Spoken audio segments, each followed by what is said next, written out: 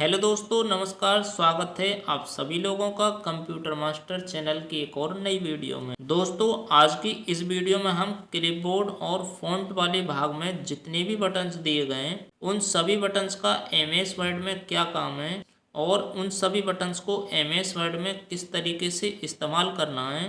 तो दोस्तों, उसके लिए आपको इस वीडियो को बिना स्किप किए शुरू से अंत तक एकदम पूरा देखना है, तभी आप एमएस वर्ड में सभी बटन्स का इस्तेमाल करना अच्छे से सीख पाओगे। और दोस्तों, मैं आपको 100% भरोसा दिलाता हूँ कि अगर आप इस वीडियो को शुरू से अंत तक पूरा देख लेते हो तो आप एमएस वर्ड में सभी बटन्स का इस्तेमाल करना बहुत ही अच्छे से सीख जाओगे। और दोस्तों, इसी के साथ साथ आपकी जानकारी के लिए मैं एक बात और बता दूं कि अगर आप एकदम शुरू से एमएस वर्ड सीखना चाहते हो तो हमारी इस एमएस वर्ड सीरीज के साथ जुड़ने के बाद आप एकदम शुरू से एमएस वर्ड सीख सकते हो।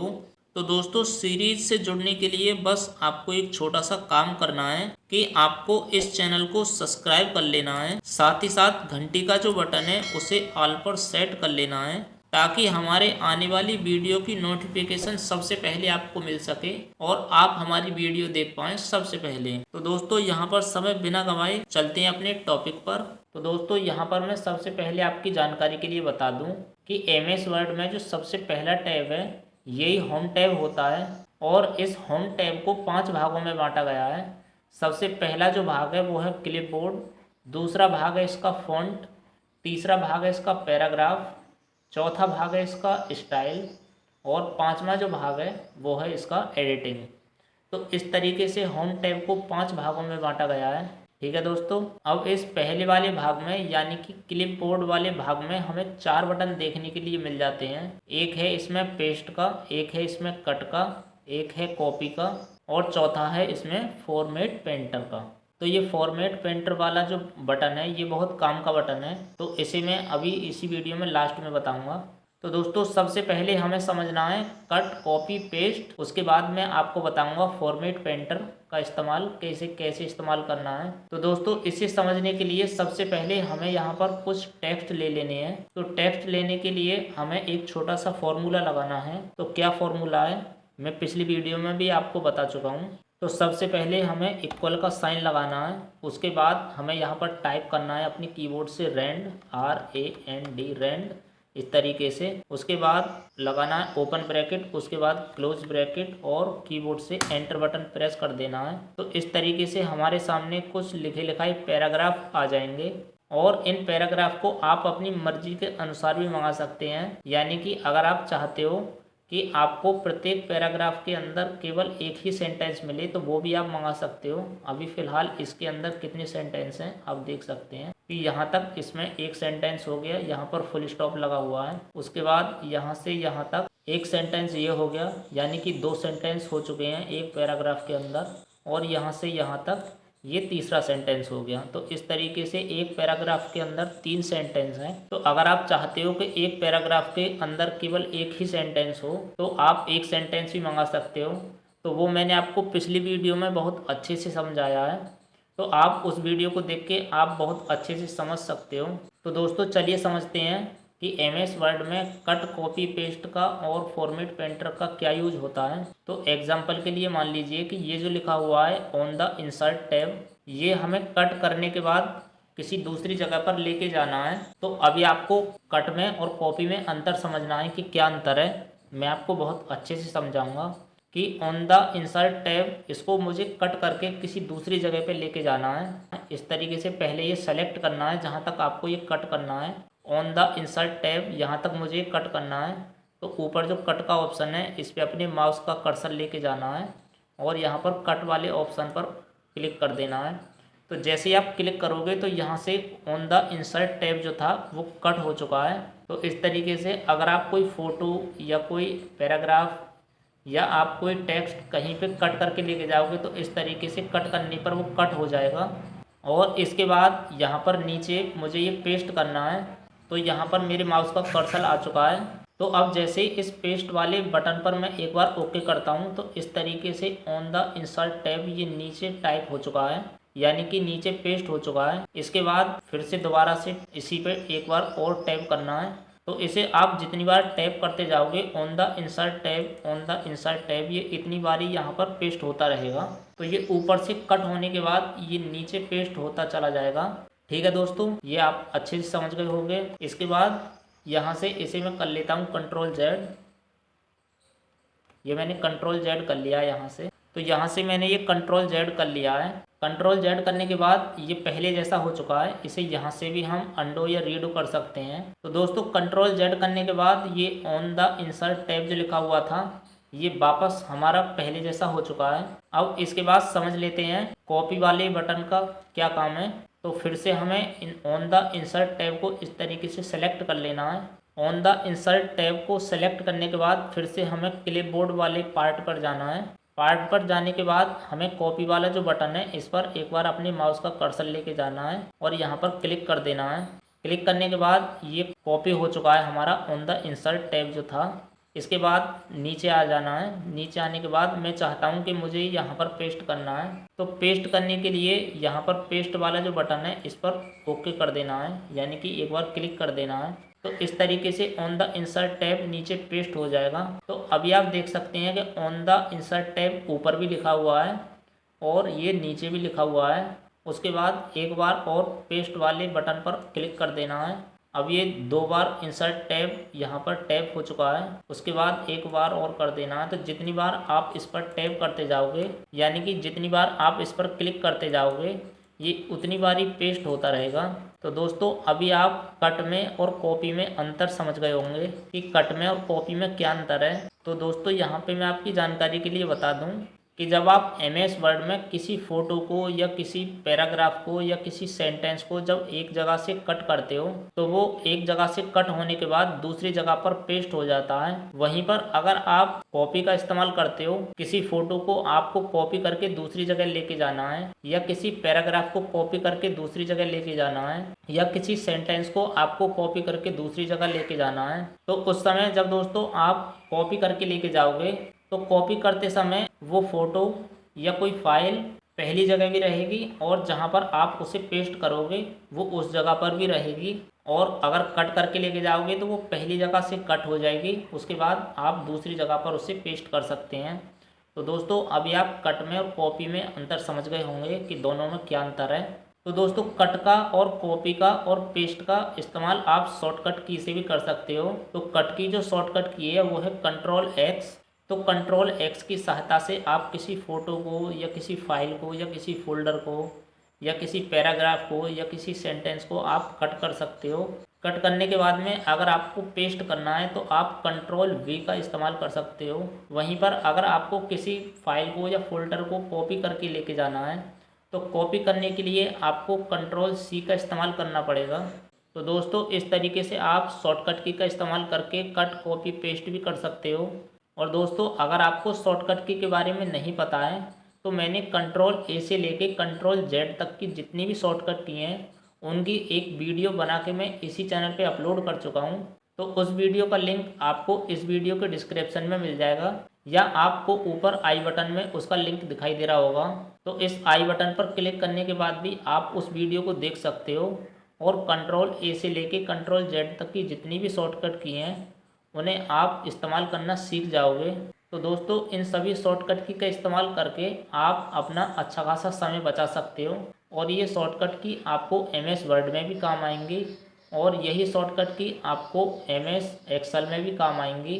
तो दोस्तों इन सभी शॉर्टकट की को आपको अच्छे से सीख लेना है।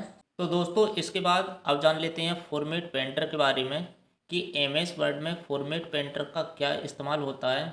तो दोस्तों यहाँ पर फॉर्मेट पेंटर का इस्तेमाल करने से पहले यहाँ पर मैं इतना पैराग्राफ सेलेक्ट करने के बाद थोड़ी सी पहले फॉर्मेटिंग कर लेता हूँ, तब आपको बहुत अच्छे से समझ में आएगा। तो इस तरीके से मैंने यहाँ पर थोड़ा सा पैराग्राफ ये सेलेक्ट कर लिया है। उसके बाद यहाँ से मैं इसका जो स्टाइल है थोड़ा सा स्टाइल चेंज कर लेता हूँ।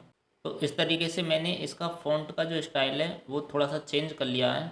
उसके बाद थोड़ा सा यहाँ से मैं इसका जो है साइज़ भी बड़ा कर लेता हूँ। तो इस तरीके से मैंने यहाँ पर इसका साइज़ भी थोड़ा सा बड़ा कर लिया है। और दोस्तों इसके बाद इसे मैं थोड़ा सा इटैलिक कर लेता हूँ। तो इस तरीके से मैंने ये इटैलिक कर लिया है। इसके बाद इसमें मैं थोड़ा सा कलर भी फिल कर लेता हूँ। तो यहाँ पर मैंने ये इस तरीके से रेड कलर कर लिया है इसके अंदर। तो दोस्तों इस तरीके से मैंने इसकी थोड़ी सी फॉर्मेटिंग कर ली है। तो अभी आप देख सकते हैं, आपको यहाँ पर दिखाई दे रहा होगा कि अभी मेरे पास यहाँ पर सिर्फ एक पेज है।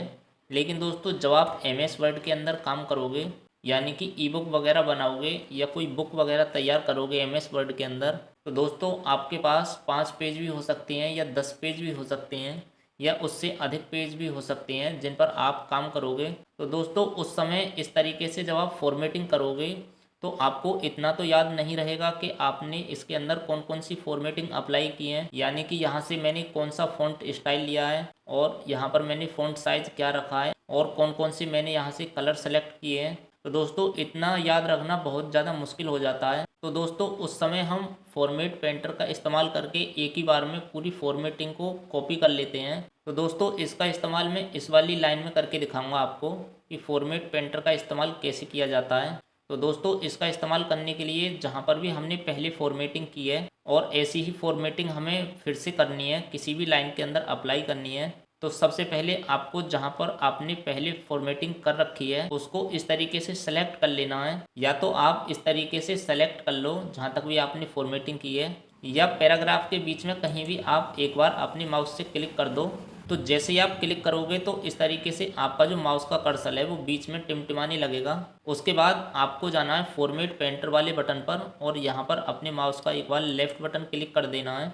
तो दोस्तों जब आप फॉर्मेट पेंटर पर क्लिक कर दोगे तो क्लिक करने के बाद आपका जो माउस का कर्सर है वो कुछ इस तरीके से ब्रश जैसा हो जाएगा। इसके बाद जहाँ पर भी आपको इसको अप्लाई करना है, तो मान लीजिए मुझे इस वाली लाइन में इसको अप्लाई करना है, तो अप्लाई करने के लिए सबसे पहले अपने माउस का लेफ्ट बटन प्रेस कर लेना है। प्रेस करने के बाद इसे प्रेस करके ही रखना है आपको और लेफ़्ट से राइट की तरफ अपने माउस का इस तरीके से कर्सर लेके आना है। तो जैसे ही आप ड्रैग करके लेके आओगे उसके बाद आपको अपने माउस का लेफ़्ट बटन छोड़ देना है। तो जैसे ही दोस्तों आप लेफ़्ट बटन छोड़ोगे तो इस तरीके से जो आपने ऊपर फॉर्मेटिंग की थी सेम टू सेम वो ही फॉर्मेटिंग यहाँ पर नीचे अप्लाई हो जाएगी।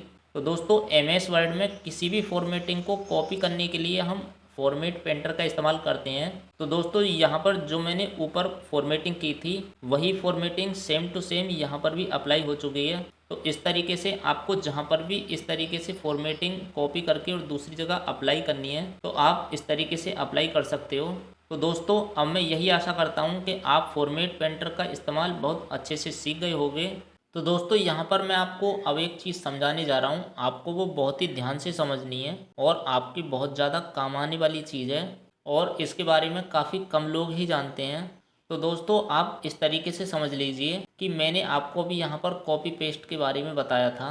तो इस तरीके से जैसे कि हम किसी चीज़ को कॉपी करते हैं, जैसे कि ये ऑन है, ऑन को मैंने इस तरीके से कॉपी कर लिया है। कॉपी करने के बाद में यहाँ पर मैंने नीचे ये पेस्ट कर दिया। इसे पेस्ट करने के बाद में अब मैं चाहता हूँ कि ये ऑन भी पेस्ट हो और ये इंसर्ट जो लिखा हुआ है ये भी एक साथ दोनों पेस्ट हों।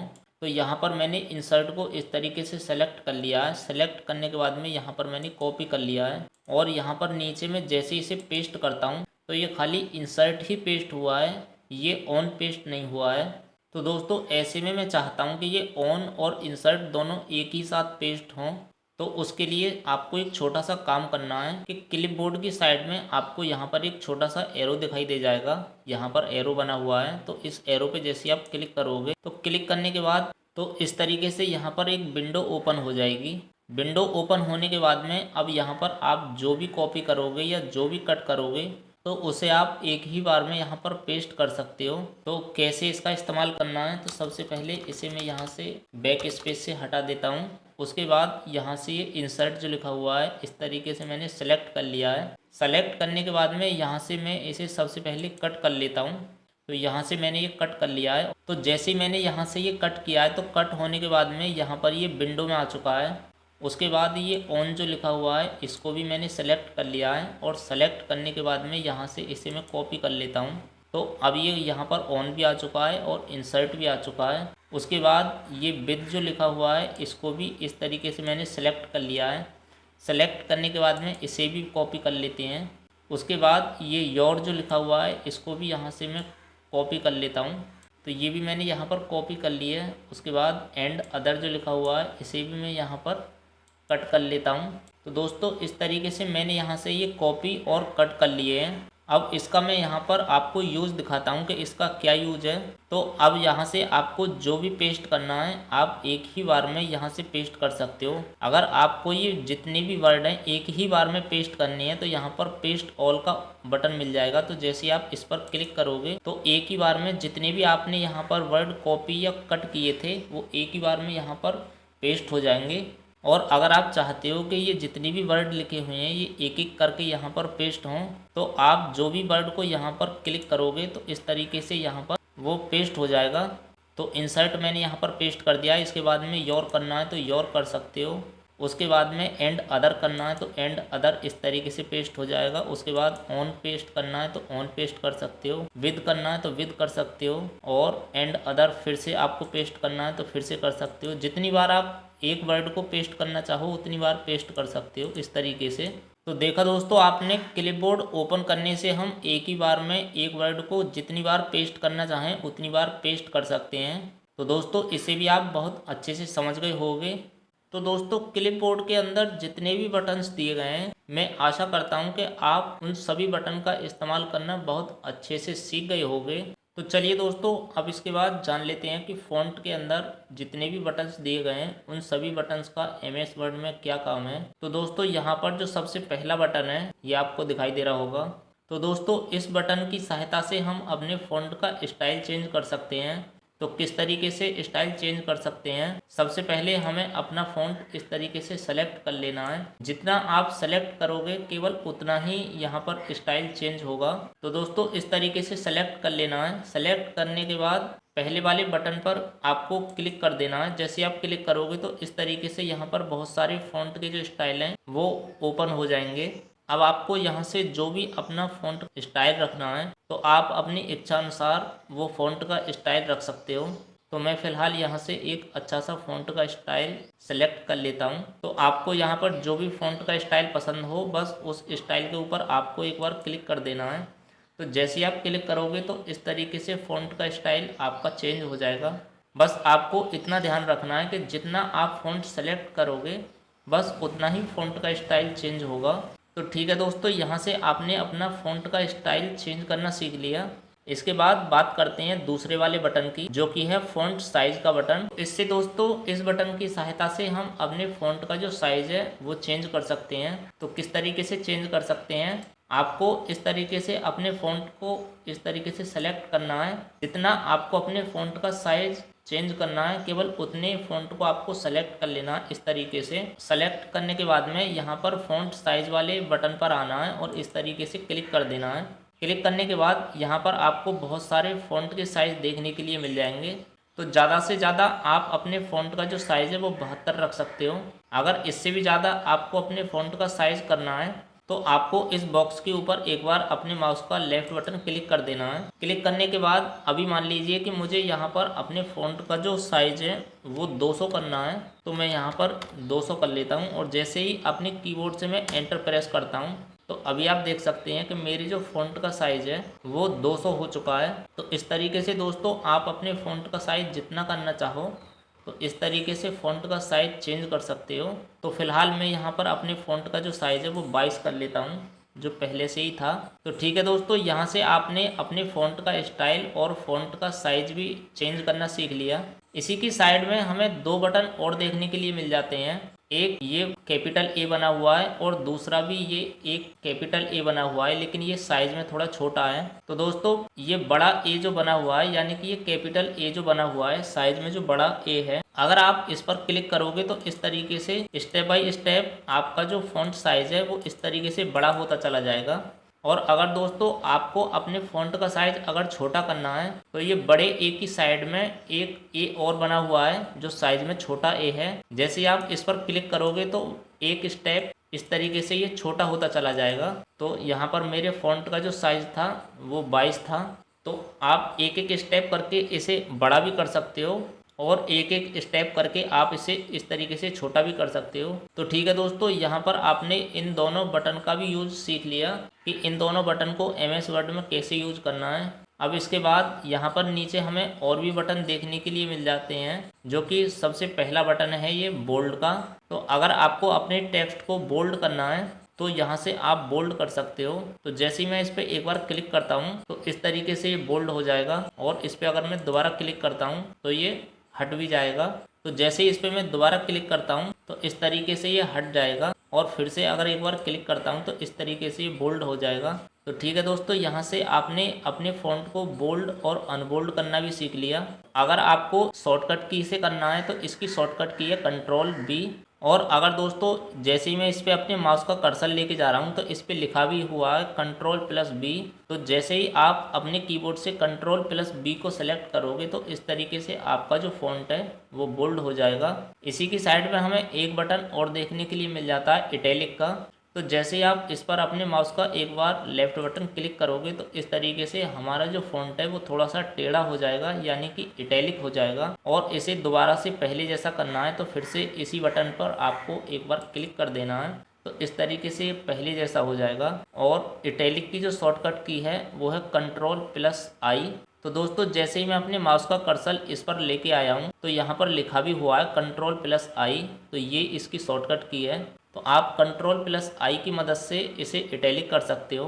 तो ठीक है दोस्तों, यहाँ से आपने अपने फ़ॉन्ट को बोल्ड और इटैलिक भी करना सीख लिया। इसी की साइड में हमें एक बटन और देखने के लिए मिल जाता है अंडरलाइन का। तो MS वर्ड में अंडरलाइन का क्या यूज होता है चलिए जान लेते हैं। तो इसे समझने के लिए दोस्तों सबसे पहले मैं पूरे फ़ॉन्ट को इस तरीके से सेलेक्ट कर लेता हूं। तो दोस्तों इस तरीके से मैंने पूरे पैराग्राफ को यहां पर सेलेक्ट कर लिया है। सेलेक्ट करने के बाद में तो अब मुझे ये अंडरलाइन करना है। तो अंडरलाइन करने के लिए जैसे ही मैं अंडरलाइन वाले बटन पर एक बार क्लिक करता हूं तो इस तरीके से हमारा जो पैराग्राफ है वो अंडरलाइन हो जाएगा। तो दोस्तों अगर आपको ये शॉर्टकट की से करना है तो इसकी शॉर्टकट की है Ctrl+U, जो कि आपको यहाँ पर दिखाई दे रही होगी Ctrl+U। तो Ctrl+U की मदद से भी हम इसे अंडरलाइन कर सकते हैं। और इसे फिर से पहला जैसा करने के लिए इस पर दोबारा से क्लिक कर देना है तो ये पहले जैसा हो जाएगा। और इसी की साइड में दोस्तों यहाँ पर आपको एक एरो दिखाई दे रहा होगा। जैसे ही आप एरो पर क्लिक करोगे तो यहाँ पर हमें और अलग अलग अंडरलाइन देखने के लिए मिल जाएंगी। जैसे कि ये डॉट डॉट वाली है, ये छोटे डॉट डॉट वाली है। सबसे नीचे यहाँ पर आपको जिगजैग अंडरलाइन देखने के लिए मिल जाएगी। उसी पर अगर मोर पर क्लिक करते हो तो मोर पर क्लिक करने के बाद यहाँ पर आपको और अंडरलाइन देखने के लिए मिल जाएंगी। तो दोस्तों इन सभी को मैं आपको यहीं से ही समझाऊंगा, तो फिलहाल इसे कट कर लेते हैं। और इसके अलावा दोस्तों अगर आपको अपनी अंडरलाइन का कलर चेंज करना है तो कलर चेंज करने के लिए ये अंडरलाइन का जो बटन है इसी की साइड में एक एरो बना हुआ है। तो जैसे ही आप एरो पर क्लिक करोगे तो सबसे नीचे वाला जो बटन है ये कलर वाला बटन है। तो दोस्तों यहाँ पर आप जो भी कलर रखना चाहो अपने अंडरलाइन का तो यहाँ से आप उस कलर को सेलेक्ट कर सकते हो। तो फिलहाल मैंने यहाँ पर रेड कलर सेलेक्ट कर लिया है। तो इस तरीके से आपको जो भी कलर पसंद हो आप उस कलर से अंडरलाइन कर सकते हो। तो ठीक है दोस्तों, यहाँ से आपने अंडरलाइन भी करना सीख लिया। अब दोस्तों इसी की साइड में हमें एक बटन और देखने के लिए मिल जाता है, यह है स्ट्रिक थ्रू का। तो दोस्तों MS वर्ड में स्ट्रिक थ्रू का क्या यूज होता है चलिए इसे समझ लेते हैं। तो दोस्तों स्ट्रिक थ्रू को समझने के लिए आप इस तरीके से भी समझ सकते हैं कि जैसे कि आप अपनी नोटबुक के अंदर कुछ भी लिखते हो और लिखते समय जो आपसे गलती हो जाती है और उस गलती के ऊपर आप उस गलती को दिखाने के लिए एक लाइन खींच देते हो। तो ठीक उसी तरीके से दोस्तों हमें MS वर्ड में भी ये सुविधा मिलती है कि हम MS वर्ड में जैसे कि कुछ भी लिखते हैं तो लिखने के दौरान जैसे कि कुछ गलती हो जाती है बीच में, तो उस गलती को दिखाने के लिए यहाँ पर स्ट्रिक थ्रू का इस्तेमाल करते हैं। तो दोस्तों किस तरीके से इसका यूज करते हैं, तो जैसे कि मान लीजिए फॉर्मेट लिखा हुआ है तो इस फॉर्मेट को इस तरीके से मैं सेलेक्ट कर लेता हूँ। तो इस तरीके से मैंने फॉर्मेट को सेलेक्ट कर लिया है। तो अब मान लेते हैं कि जैसे कि ये फॉर्मेट लिखा हुआ है तो ये फॉर्मेट गलत लिखा हुआ है। तो इस गलती को दिखाने के लिए आपको स्ट्रिक थ्रू वाले बटन के ऊपर जाना है और अपने माउस का एक बार लेफ्ट बटन क्लिक कर देना है। तो दोस्तों जैसे आप लेफ्ट बटन क्लिक करोगे तो इस तरीके से इसके ऊपर एक लाइन ड्रॉ हो जाएगी। तो अब जो भी इसको पढ़ेगा तो पढ़ने के दौरान जब इस फॉर्मेट को पढ़ेगा तो वो समझ जाएगा कि यहाँ पर फॉर्मेट जो लिखा हुआ है ये गलत लिखा हुआ है, यानी कि इसका कोई मतलब नहीं है। तो दोस्तों इस तरीके से गलती को दिखाने के लिए हम MS वर्ड में स्ट्रिक थ्रू का इस्तेमाल करते हैं। तो ठीक है दोस्तों, ये भी आपकी समझ में आ गया होगा। अब इसके बाद इसी की साइड में हमें एक बटन और देखने के लिए मिल जाता है सब स्क्रिप्ट का। तो दोस्तों MS वर्ड में सब स्क्रिप्ट का क्या यूज होता है, चलिए जान लेते हैं। तो दोस्तों सब स्क्रिप्ट को आप इस तरीके से भी समझ सकते हैं कि जैसे कि कार्बन डाइऑक्साइड गैस है, उसका आपको रासायनिक सूत्र लिखना है तो आप किस तरीके से लिखोगे। तो कार्बन डाइऑक्साइड का जो रासायनिक सूत्र होता है वो होता है CO2, इस तरीके से। तो दोस्तों ये जो लिखा हुआ है ये गलत लिखा हुआ है, यानी कि ये 2 जो होता है वो O के थोड़े नीचे होता है। तो दोस्तों इसे सही ढंग से लिखने के लिए हम यहाँ पर सब स्क्रिप्ट का यूज करते हैं। तो किस तरीके से इसका यूज करते हैं, ये 2 जो लिखा हुआ है इसको सबसे पहले आपको इस तरीके से सेलेक्ट कर लेना है। सेलेक्ट करने के बाद में जैसे ही आप सब स्क्रिप्ट वाले बटन पर क्लिक करोगे तो ये 2 जो है वो नीचे की तरफ चली जाएगी, यानी कि CO2 जैसा कि रासायनिक सूत्र में लिखा जाता है ये ठीक उसी तरीके से यहाँ पर टाइप हो जाएगी। तो दोस्तों रासायनिक सूत्र लिखने के लिए इस तरीके से हम सबस्क्रिप्ट का यूज करते हैं। तो दोस्तों आपने सबस्क्रिप्ट का भी यूज सीख लिया कि सबस्क्रिप्ट का यूज किस लिए किया जाता है। चलिए इसके बाद अब बात कर लेते हैं अगले बटन की। तो दोस्तों इसी की बगल में हमें एक बटन और देखने के लिए मिल जाता है सुपर स्क्रिप्ट का। तो चलिए जान लेते हैं कि MS वर्ड में सुपर स्क्रिप्ट का क्या यूज होता है। तो दोस्तों सुपर स्क्रिप्ट को आपको इस तरीके से समझना है कि जैसे कि मान लीजिए मुझे यहाँ पर 12th लिखना है इस तरीके से। तो ये 12th जो लिखा हुआ है ये गलत लिखा हुआ है, यानी कि TH जो होता है वो 2 के ऊपर होता है। तो इसे सही ढंग से लिखने के लिए हम सुपर स्क्रिप्ट का यूज करते हैं। तो कैसे यूज करना है इसका, सबसे पहले आपको TH को इस तरीके से सेलेक्ट कर लेना है। सेलेक्ट करने के बाद में आपको सुपर स्क्रिप्ट वाला जो बटन है इसके ऊपर एक बार क्लिक कर देना है। जैसे ही आप क्लिक करोगे तो TH इस तरीके से ऊपर की तरफ आ जाएगी। तो ये अब 12th जो लिखा हुआ है ये बिल्कुल सही लिखा हुआ है। तो दोस्तों इस तरीके से हम MS वर्ड में सबस्क्रिप्ट और सुपर स्क्रिप्ट का इस्तेमाल कर सकते हैं। तो दोस्तों ये भी आपकी समझ में बहुत अच्छे से आ गया होगा। इसके बाद अब बात करते हैं अगले बटन के बारे में। तो इसी की साइड में हमें अगला बटन जो देखने के लिए मिल जाता है वो है चेंज केस का। तो MS वर्ड में चेंज केस का क्या यूज होता है, चलिए दोस्तों जान लेते हैं। तो दोस्तों इसे समझने के लिए यहाँ पर मैंने सबसे पहले ये पैराग्राफ सेलेक्ट कर लिया है। सेलेक्ट करने के बाद में जैसे ही आप इस बटन पर क्लिक करोगे तो क्लिक करने के बाद यहाँ पे हमें और भी बटन देखने के लिए मिल जाते हैं। तो सबसे पहला जो बटन है वो है सेंटेंस केस। तो सेंटेंस केस का मतलब जैसे कि हम इंग्लिश में पूरा सेंटेंस लिखते हैं तो सेंटेंस लिखते समय इंग्लिश का जो पहला वर्ड होता है, स्टार्टिंग का जो पहला वर्ड होता है वो कैपिटल होता है और बाकी जो वर्ड होते हैं वो स्मॉल होते हैं। तो अगर आप सेंटेंस केस में कर दोगे तो इस तरीके से इंग्लिश का पहला जो वर्ड है वो कैपिटल हो जाएगा और बाकी के जो वर्ड हैं वो स्मॉल हो जाएंगे। इसी के नीचे हमें एक बटन और देखने के लिए मिल जाता है जो कि है लोअर केस। लोअर केस करके इंग्लिश के जितने भी वर्ड हैं उनको स्मॉल कर सकते हैं। तो इसे फिर से पहले जैसा कर लेते हैं। तो ये पहले जैसा हो चुका है। इसके बाद इसी में हमें एक बटन और देखने के लिए मिल जाता है अपर केस। तो जैसे आप इस पर क्लिक कर दोगे तो क्लिक करने के बाद जितने भी सेंटेंस के वर्ड हैं वो सारे कैपिटल हो जाएंगे। तो ठीक है दोस्तों, इतना आपको समझ में आ गया होगा। तो इसे फिर से पहले जैसा कर लेते हैं सेंटेंस केस में। तो फिर से सेंटेंस केस में हो चुका है। अपर केस के नीचे हमें एक बटन और देखने के लिए मिल जाता है कैपिटलाइज ईच वर्ड का। तो जैसे आप इस पर क्लिक कर दोगे तो यहाँ पर आप देख सकते हो कि सेंटेंस के अंदर जितने भी पहले वर्ड हैं वो कैपिटल हो चुके हैं और बाकी के जो वर्ड हैं वो स्मॉल हैं। तो इसे फिर से सेंटेंस केस कर लेते हैं। कैपिटलाइज के नीचे हमें एक बटन और देखने के लिए मिल जाता है टॉगल केस। तो जैसे आप इस पर क्लिक कर दोगे तो क्लिक करने के बाद यहाँ पर आप देख सकते हो कि सेंटेंस का जो पहला वर्ड है तो ये पहला वर्ड यहाँ पर स्मॉल हो चुका है और इंग्लिश के बाकी के जितने भी वर्ड हैं वो सब कैपिटल हो चुके हैं। तो दोस्तों इस तरीके से हम MS वर्ड में चेंज केस का इस्तेमाल करके अपने सेंटेंस को इस तरीके से चेंज कर सकते हैं। तो इसे फिर से मैंने पहले जैसा कर लिया है। तो दोस्तों इसे भी आप अच्छे से समझ गए होंगे। इसके बाद इसी की साइड में हमें एक बटन और देखने के लिए मिल जाता है, ये है टेक्स्ट हाईलाइट कलर का। तो MS वर्ड में इसका क्या यूज है।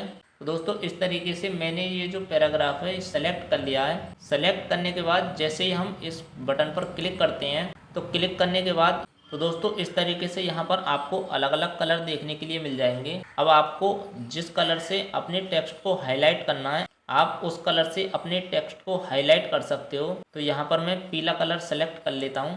तो इस तरीके से ये पीले कलर में हमारा जो टेक्स्ट है वो हाईलाइट हो चुका है। तो दोस्तों MS वर्ड में अगर आपको अपने टेक्स्ट को हाईलाइट करना हो तो आप टेक्स्ट हाईलाइट कलर का इस्तेमाल करके अपने टेक्स्ट को हाईलाइट कर सकते हो।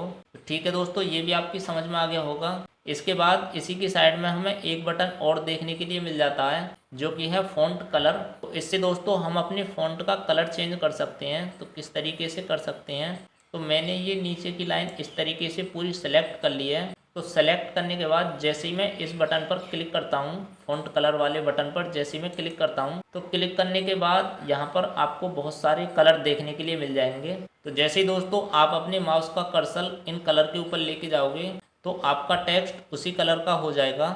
अब आपको यहाँ पर जो भी कलर पसंद हो आप अपनी इच्छा अनुसार अपने टेक्स्ट को वो कलर दे सकते हैं। तो फिलहाल ये रेड कलर कर लेता हूँ मैं। तो इस तरीके से आपका टेक्स्ट जो है कलर हो जाएगा।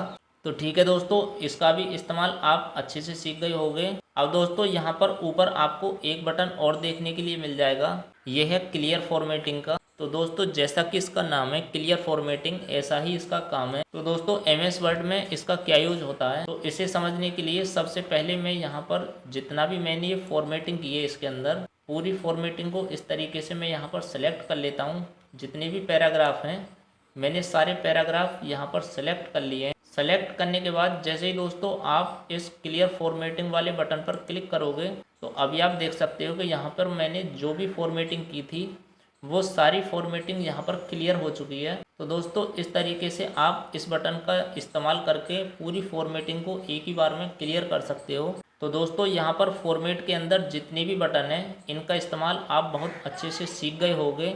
तो दोस्तों क्लिपबोर्ड और फ़ॉन्ट वाले भाग में जितने भी बटन्स दिए गए हैं आप उन सभी बटन्स को MS वर्ड में किस तरीके से इस्तेमाल करना है आप बहुत अच्छे से सीख गए होंगे। और दोस्तों ये वीडियो पहले ही काफ़ी बड़ी हो चुकी है और अगर इसी वीडियो में मैं बाकी के बचे हुए बटन्स के बारे में बताने लगा तो ये वीडियो काफ़ी ज़्यादा बड़ी हो जाएगी जिससे आपको समझने में काफ़ी ज़्यादा परेशानी होगी। तो दोस्तों बाकी के बटन्स के बारे में मैं आपको अगली वीडियो में बताऊंगा। तो दोस्तों अगर आपको ये वीडियो यूजफुल और इन्फॉर्मेटिव लगा हो या मेरे द्वारा दी गई जानकारी आपको अच्छी लगी हो तो प्लीज़ वीडियो को एक लाइक ज़रूर कर देना है। दोस्तों आपके एक लाइक से मुझे काफ़ी ज़्यादा मोटिवेशन मिलती है, तो प्लीज़ वीडियो को एक लाइक ज़रूर कर देना है। और दोस्तों साथ ही साथ इस वीडियो को अपने दोस्तों के साथ भी शेयर कर देना है। और इसके अलावा दोस्तों अगर आप हमारे चैनल पे अभी तक नए हो और चैनल को सब्सक्राइब नहीं किया है तो प्लीज़ चैनल को ज़रूर सब्सक्राइब कर लेना है। साथ ही साथ घंटी का जो बटन है उसे ऑल पर सेट कर लेना है ताकि हमारे आने वाली वीडियो की नोटिफिकेशन सबसे पहले आपको मिल सके और आप हमारी वीडियो देख पाएँ सबसे पहले और आप हर रोज़ सीख पाएँ कुछ नया। तो दोस्तों आज की वीडियो में बस इतना ही, मिलते हैं MS वर्ड की एक और नई वीडियो में।